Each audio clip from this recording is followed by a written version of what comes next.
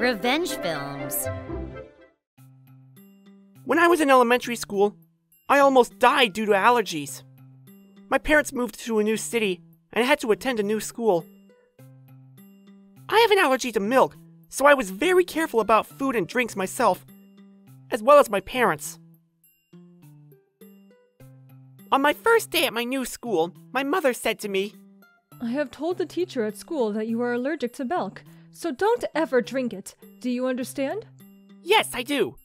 When I drink milk, my allergy causes a strong rash and breathing difficulties. My parents were very concerned because I was going to a new school. The school cafeteria always served milk with their meals, but since I couldn't drink milk, I had to get permission from the school to bring my own special tea. Although I was afraid of allergies, I'd been dealing with them for a long time, and I took care of myself well. So I headed to school with a positive attitude. When I arrived at the school, my homeroom teacher greeted me. "You must be Michael. I'm glad to meet you today." My teacher was a plump, middle-aged woman. "Pleased to meet you," I greeted her politely. Because of her plumpness, the teacher seemed very kind with a nice smile. Then I went to the classroom with the teacher and introduced myself in front of the rest of my classmates. The students looked at me with interest, as if a new student was a rarity. During recess, everyone asked me, "Where are you from?" and, "Where's your home?" So I was able to quickly get to know them. After taking classes with my classmates and spending recess together, it was soon time for lunch. The other students told me many things about the school's lunch program. After the meal, when I prepared my special tea on the table, which I brought by myself instead of milk given by the school, my friend started talking to me. He said, "Huh? Why don't you drink the milk the school gives you?" Actually, as I was about to speak, the smiling teacher interrupted our conversation with a milk package in one hand. "Michael, you just transferred to this school, so I don't want to tell you too much, but don't be picky about food, okay?" She smiled and put a milk package in front of me. "Well, my mother told me not to drink milk. I'm allergic to milk," I answered modestly since it was my first day. "Don't worry. We all have food we like and dislike, okay?" It's not that I don't like milk. I'm allergic to it."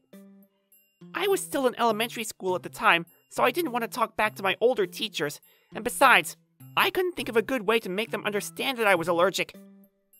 "I had some foods I didn't like, but I made an effort to eat them, so why don't you make an effort too?" "But if you are allergic, you should never eat or drink it," the teacher said. "Well, your parents are spoiling you. That's not good. I'm going to train you to drink." The teacher returned to her seat, smiling, and began to eat her school lunch.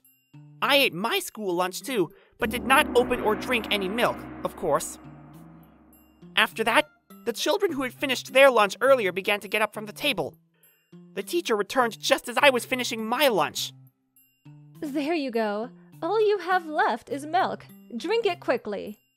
But when I told her that I was allergic, she looked very angry for a moment, and then immediately went back to her smiling face. "I have no choice," the teacher said, while moving my table to the corner of the classroom. "Your lunch hour isn't over until you've drank all your milk, okay?" But when I looked at the others, I saw that some of the students had left some of their lunch, so I said, "But some of them aren't finished." "It's good that those kids are trying their best to eat at least half of it." The teacher said so, but I don't know what would happen if I drink even half of the milk. It was such a dangerous act, I still didn't drink, and eventually the teacher left, and I was sitting alone in the corner, even though I had just transferred to a new school. Other students came to check on me, but not understanding scary things about allergies, they said, "I see," and went off to play somewhere else. I guess they couldn't tell me not to drink, because students have to follow what the teacher says. Then, when it was time for class to start again, the teacher came back to me. The teacher replied, "Oh no. Why are you so stubborn? How do your parents usually discipline you?" And she looked down at me, but I told her, "But I can't drink milk! If I did, I would be in big trouble!" In fact, I knew exactly what would happen if I drank milk. Several times I had developed a rash and breathing difficulties after drinking milk. So no matter what the teacher said, I knew I couldn't drink it. The teacher was already irritated and said, "Why don't you just try one sip of milk? It's delicious and full of nutrients. Taking the liberty of inserting a straw into a package of milk and holding it in front of my mouth, I said, "Teacher, I can't do it! I can't drink it!" At that time, I was so afraid of her face. She had been smiling when I first met her, but now she looked like she was wearing a devil's mask. Then the teacher put her hand on my cheek and forced me to open my mouth. After that, she stuck the straw in my mouth and said, "Here, drink. Drink it." I was so scared of the teacher and the straw in my mouth that I reflexively drank the milk.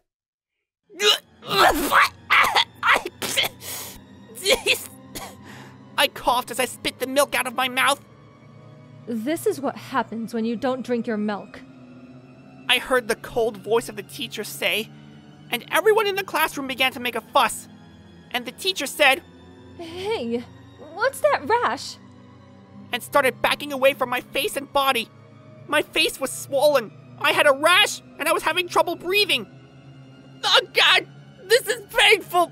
Please, help me, teacher!" Oh my God. The teacher just looked at me and panicked and did nothing to address the situation. "I'll go get another teacher!" I was almost unconscious when some of the students went to call for another teacher. The next time I woke up, I saw the faces of my parents sobbing in front of me. Michael, thank God you're awake. My father and mother both held my hand tightly. I lost consciousness after that, and I think I was carried away by an ambulance. Days later, I was released from the hospital. I told my parents I didn't want to go to school anymore because I was afraid of milk and that teacher. But that teacher hadn't come to school since the day I was taken to the emergency room. My parents had properly informed the school that I was allergic to milk. Nevertheless, everyone in the class knew that my homeroom teacher had forced me to drink milk. The PTA also investigated and found that the teacher had been harassing other students who had caught her eye, while putting on a friendly face. My milk allergy could easily become so severe that one wrong move could have resulted in a life-threatening incident. So the school immediately fired the teacher and she was questioned in a criminal case. In any case, her teaching career was over. As my parents had informed the school in advance of my allergies, they were outraged by the incident. My parents said they would sue the school and the teacher. But my parents received a lot of compensation, and the principal and vice principal came to our house several times to apologize. So they dropped the lawsuit. I then had to go to school again. When I walked into class, all my classmates apologized to me, saying, "We're sorry that we were afraid of the teacher and couldn't help you." Some of them were crying. Everyone was worried that I would die, and they wrote cards for me when I was in the hospital. I remember how happy I was that my classmates cooperated in writing the cards for me, even though it was right after I had transferred to the new school. After that, everyone became more careful and started checking the school lunch menu together for me. All of these friends have remained close even as adults, and when we have time, we all get together and keep in touch. Honestly, I was scared to death, but thanks to my wonderful friends, I'm glad that I changed schools.